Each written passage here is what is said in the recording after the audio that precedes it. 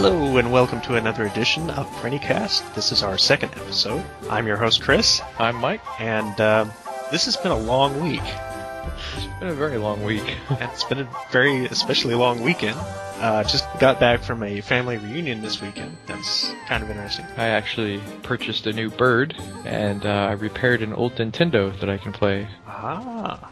So now when you buy those remade Nintendos, the ones that are not actually made by Nintendo, they don't play all of the old Nintendo games, and even the ones that they do, there are noticeable glitches in them. So this way, I won't have that anymore. Cool. Get caught up on all your nostalgia. Very much so.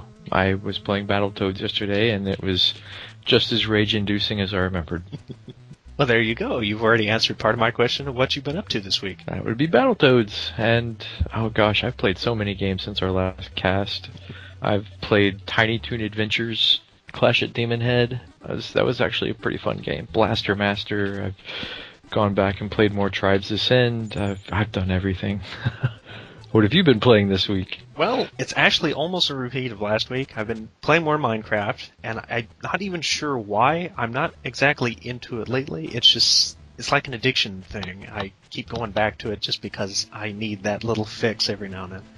Playing a little more of Counter-Strike Source on single player, simply because I like dropping into something for a little bit of shooting, a little bit of carnage, just to get some of that aggression out, and then I'm done for the day. But I tinker around on Congregate.com every now and then, and there's this little game called Cloudstone, which is kind of a casual game, which is interesting because that's kind of what we'll be talking about later. And it's a little Diablo-esque, so it's been a fun little distraction.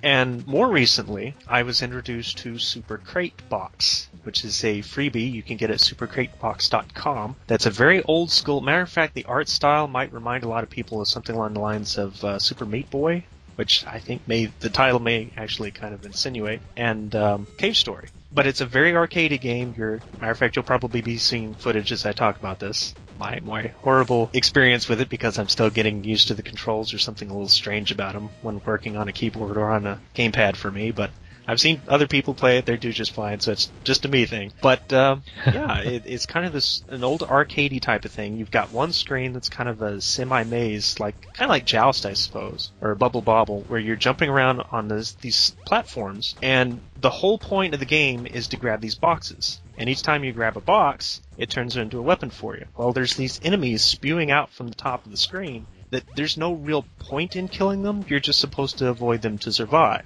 So you use the weapons to help you accomplish that, but every time you switch weapons, it's a new random weapon, and some of them are a lot more handier than others. Matter of fact, some can actually kill you if you use them improperly. And when the bad guys reach to the bottom, they get on fire and become really angry and become faster and stronger. So it's a really crazy, chaotic, interesting little game, and I think people should check that out. It's a freebie. Nothing wrong with freebies. Sounds like an actually interesting game. Being a Cave Story and Super Meat Boy fan myself, I will definitely check it out. Supercratebox.com. So with that out of the way, a little bit of game news. I think it goes without saying, everybody probably already knows this by now, but the Wii-U was finally given a launch date and a price point, as well as a list of all the games that they plan to have at launch. And there's been some mixed feelings about it. I don't think the price is particularly extreme. $300 out of the gate is pretty typical, actually. It's a lot cheaper than I was expecting, especially considering that you're going to have that very expensive-looking controller. Indeed. That serves as another screen. There is a $350 version that gives you a 32 gig premium version, where your basic setup is only 8 gig. And the premium also includes a Nintendo Network Premium subscription, which I haven't heard a lot of details about, but it sounds a lot like something you'd find on like PSN or Xbox Live, but it's a little above what the old Nintendo Network used to be. That's kind of the insinuation I'm getting. It needs to be, because the old Nintendo Network was garbage. But it does give you discounts on ordering games online, so you might theoretically make your money back. One thing that I have noticed, there is no inclusion of the nunchuck or any other gamepad except for the ones that come with. However, as I understand it, every single piece of equipment from the old Wii still works. I've heard the same thing, that it does still work. Because it's backwards compatible, too. Yes, you'll be able to play Wii games on it. I don't know about GameCube. It'll be interesting. But I think the biggest part of the controversy is Bayonetta 2. being a Wii U exclusive because it's being published by Nintendo instead of Sega. I guess Platinum Games needed a publisher and Sega wasn't buying into it, so Nintendo picked it up. It's actually fairly interesting because I couldn't see the original Bayonetta making a Nintendo appearance, but that's mostly because Nintendo is largely known for being family friendly. Yeah, I could not see this game coming out 25 years ago, back in the early 90s. No. And that also, I mean, they're having Ninja Gaiden 3 on the Wii U as well, so I'm assuming that they're finally changing some of the things that I feel have been holding them back from reaching a larger audience. There's a lot of Bayonetta fans that are really angry about this. I don't understand all of the anger because chances are if they were going to get a new Bayonetta, they would be getting it on a newer system anyway. It probably wouldn't have come out on this generation because it's about the end of this generation. So we're also talking about a company that has a past. And by that I mean most of the people behind Platinum Games are former Capcom employees, which includes the guy who made the original Resident Evils and Devil May Cry, and a lot of the people from Clover Studios who made Okami and Beautiful Joe. And think about how many during the GameCube era Capcom games were made exclusively for the Nintendo GameCube, and then about a year later they had a port. So this may not be any different.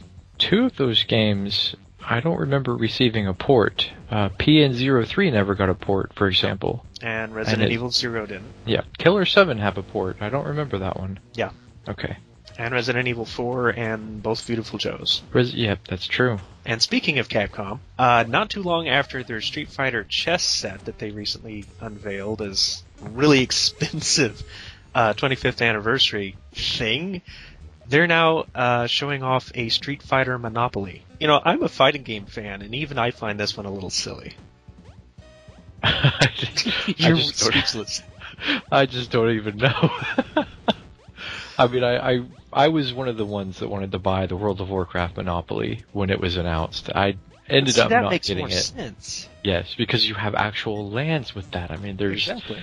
I mean...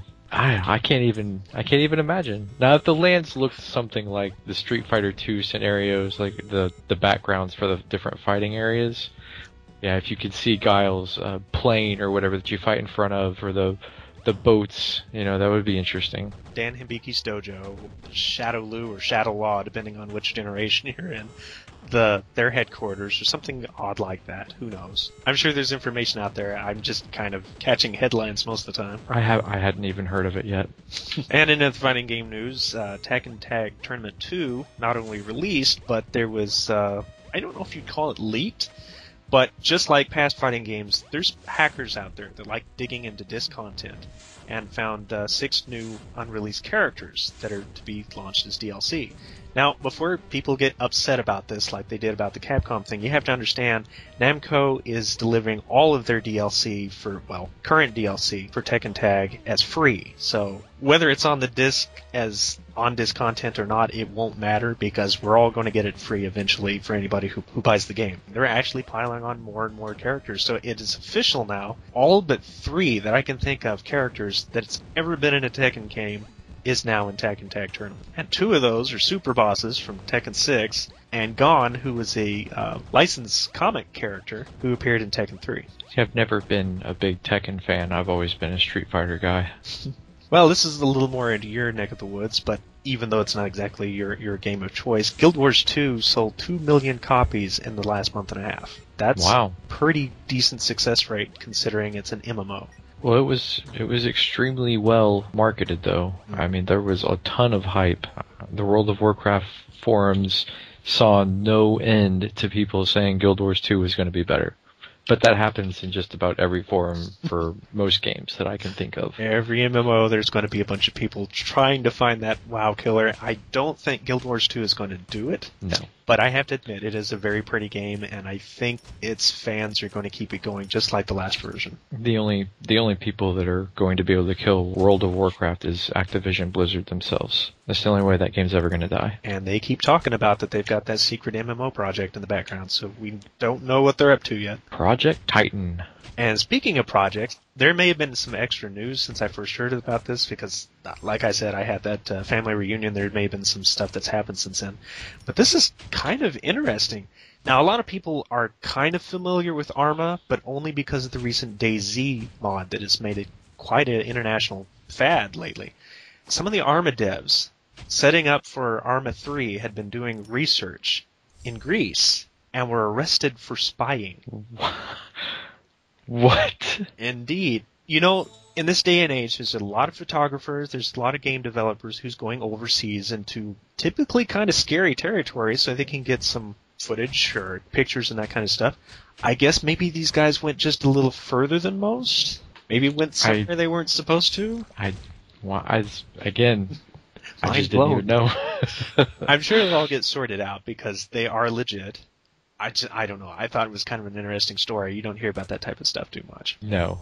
Mostly it's celebrities, pop stars doing something stupid that gets them arrested.